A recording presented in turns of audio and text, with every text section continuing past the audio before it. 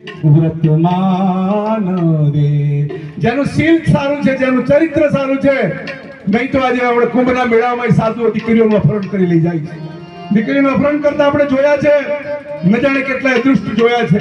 આજે ધર્મની અંદર પણ આવા પહેરેલા ધર્મને પણ બગાડ્યું છે ભાઈઓને, ને અને એને શુદ્ધ કરવા માટે પરમ પૂજ્ય ગુરુદેવ પોતાના 5 મંત્રો તૈયાર કર્યા છે કે આજે રાજતંત્ર, ધર્મતંત્ર, સમાજતંત્ર, વિજ્ઞાન તંત્ર, આજે આ બધા જ તંત્રોને બદલવા માટે એમણે 5 મંત્રો તૈયાર કર્યા છે.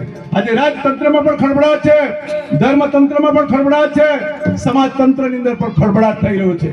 આજે પોતપોતાનું અસ્તિત્વ જાણવા માટે બધા એકબીજાને ખળભળાટ થઈ રહ્યા છે. કેમ?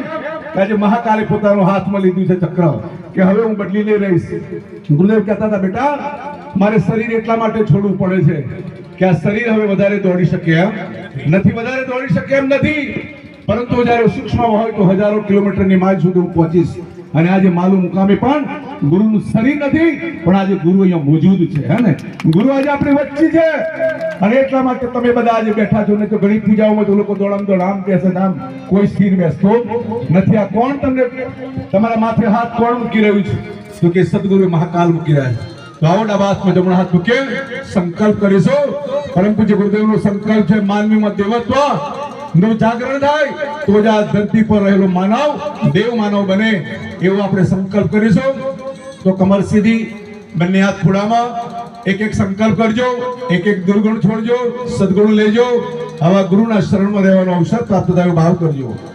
ઓમ